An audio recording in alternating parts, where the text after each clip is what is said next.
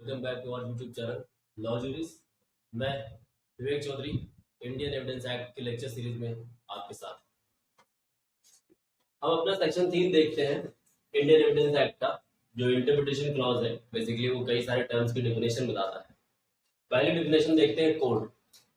ठीक है, तो कोड इंक्लूड्स ऑल जजेस and magistrate and all person except arbitrators legally authorized to take evidence.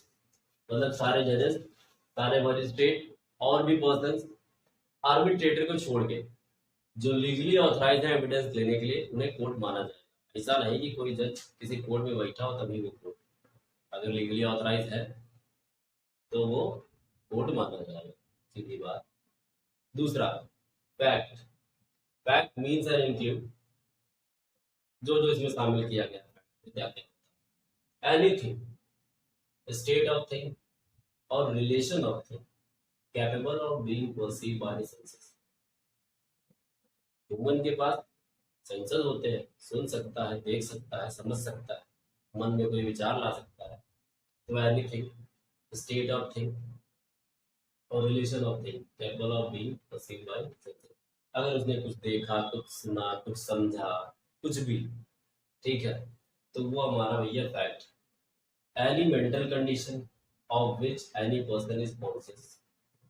कभी कभी लोग गुस्से में किसी को झापड़ मार देते हैं, हालांकि वो मारना नहीं चाहते, लेकिन उनकी मेंटल कंडीशन ऐसी हो जाती है कि वो सामने वाले व्यक्ति को झापड़ मार देते हैं। मेंटल कंडीशन जो हमारा है वो बेसिकली हमारे ब्रेन से डील करता है, साइकोलॉजिकल मैटर। वो दिखते नहीं है, वो दिमाग में रहते हैं। ठीक, तो मेंटल कंडीशन भी हमारा फैक्ट। ठीक, तो कोर्ट में गए, कोर्ट में हमने फैक्ट प्रोड्यूस किया। ठीक, वो फैक्ट हमारे फिजिकल भी हो सकते हैं और साइकोलॉजिकल भी हो सकते हैं। अब तो सबसे मेन कंडीशन है कि वो फैक्ट संबंधित भी होने चाहिए, रिलेवेंट होने चाहिए केस से। ऐसा नहीं कि फैक्ट जो आप दे रहे हैं वो रिलेवेंट ही नहीं है। ठीक, तो इसकी डेफिनेशन है, one fact is said to be relevant to other when the one is connected with the other in any of the ways refer to in the provision of this act. देखिए, basically Indian evidence act में relevancy को अलग से define किया गया है काफी सारे सेक्शंस के थ्रू। सेक्शन 5 से सेक्शन 55 तक डिफाइन किया गया है रिलेवेंसी को। कोई भी फैक्ट अगर वो सेक्शन 5 से सेक्शन 55 तक रिलेवेंसी में आता है तो भैया वो फैक्ट रिलेवेंट है, अदरवाइज वो रिलेवेंट नहीं है। कुल मिला के इसमें कुछ और नहीं समझना है। अगर वो रिलेवेंसी ऑफ फैक्ट में नहीं आता है तो वो रिलेवेंट। बस, fact in issue, point of dispute, साधारण की भाषा में कारण, लड़ाई का कारण, विवाद का कारण। Any fact from which either by itself or in connection with other fact the existence, non existence, nature or extent of any right, liability or disability asserted or denied in any suit or proceeding necessarily follows. ठीक, in any fact from which either by itself, खुद से, और in connection with other fact, किसी दूसरे fact से संबंधित होते हुए। द एग्जिस्टेंस मतलब एग्जिस्ट करता है, नॉन एग्जिस्टेंस नहीं एग्जिस्ट करता है, नेचर और एक्सटेंट ऑफ एनी राइट, किसी अधिकार के बारे में, लाइबिलिटी उत्तरदायित्व, डिसेबिलिटी जहां पे आपका उत्तरदायित्व नहीं, असर्टेड और डिनाइड इन एनी सूट। अगर ये जितनी भी चीजें इसमें दी गई हुई है, ये असर्ट किए जाते हैं या डिनाई किए जाते हैं और प्रोसीडिंग नेसेसरली फॉलो, तो हमारा फैक्ट इशू में आता है। बेसिकली ए ने बी को मारा, अब ए ने बी को मारा, ये फैक्ट इशू है। ए ने बी को चाकू से मारा, किसी और चीज से मारा, तो ये भी हमारा फैक्ट इशू। अब बी के ऊपर आरोप लगा कि आपने ए को मारा, अब बी उसको डिनाई कर सकता है कि मैंने नहीं किया, तो ये हमारा फैक्ट इशू। अब आता है डॉक्यूमेंट। ठीक, यहाँ पे इसको करेक्ट करने चलिएगा। पहले हम पहुंचे कोर्ट, कोर्ट में हमने दिए फैक्ट, फैक्ट हमारे हुए रिलेवेंट। अब रिलेवेंट के बाद जब हमने बता दिया कि ये हमारे रिलेवेंट फैक्ट है, उन्हीं फैक्ट में से हमने फैक्ट इशू अपना डिस्क्राइब कर लिया कि हमारा फैक्ट इशू क्या है, उसे डिसाइड कर लिया। अब आता है देखिए फैक्ट इन इशू को आप प्रूव कैसे करेंगे। फैक्ट इन इशू को आप दो तरीके से प्रूव करेंगे, डॉक्यूमेंट देंगे या फिर कोई विटनेस देंगे, दो ही तरीके हैं, या तो डॉक्यूमेंट दीजिए या विटनेस दीजिए। किसी फैक्ट इशू को प्रूव करने के लिए डॉक्यूमेंट क्या कहता है, document means any matter expressed or described upon any substance by means of letters, figures or marks or by more than one of those means intended to be used or which may be used for the purpose of recording that matter. देखिए क्या कह रहा है, document means any matter expressed or described upon any substance.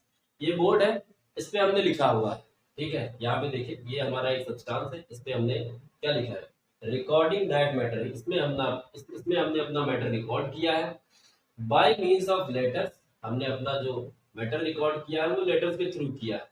Figures, कोई चित्र भी बना सकते हैं, मार्क्स, कोई चिन्ह भी बना सकते हैं, या इन तीनों का इस्तेमाल करके किसी सब्सटेंस पे हम कोई मैटर रिकॉर्ड कर सकते हैं, वो हमारा हो जाएगा डॉक्यूमेंट।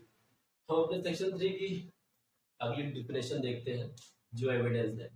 एविडेंस मतलब होता है सबूत जो कोर्ट में प्रोड्यूस किए जाते हैं किसी भी फैक्ट इन इशू या डिस्प्यूटेड पॉइंट को प्रूव करने के लिए। बिना एविडेंस के आप किसी भी फैक्ट इन इशू या डिस्प्यूटेड पॉइंट को प्रूव नहीं कर।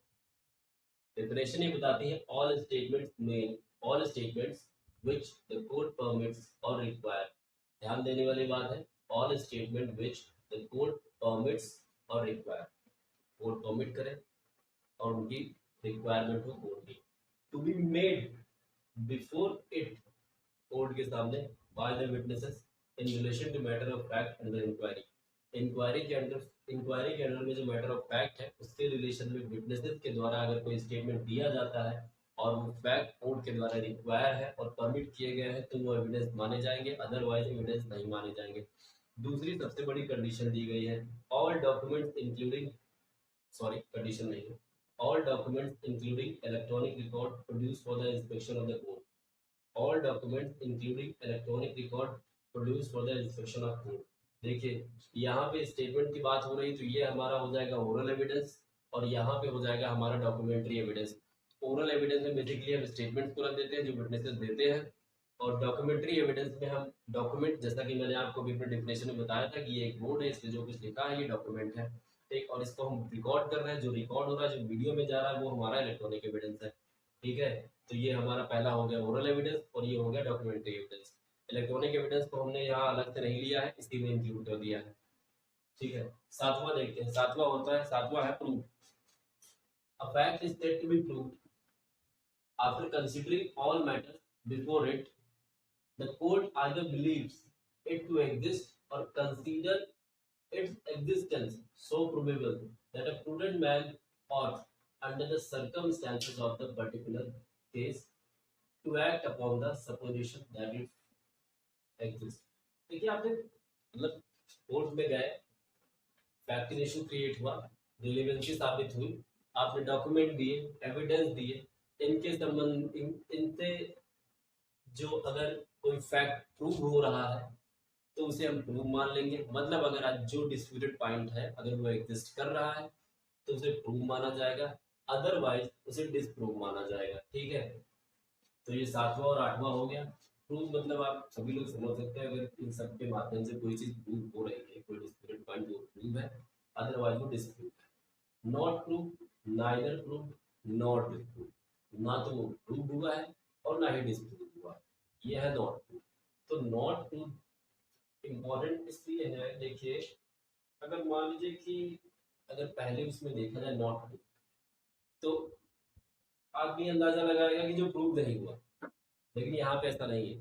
डेफिनेशन कहती है नाइदर प्रूव और नॉट डिसप्रूव, ना तो वो प्रूव हुआ है और ना तो वो डिसप्रूव हुआ है, ये चीज है।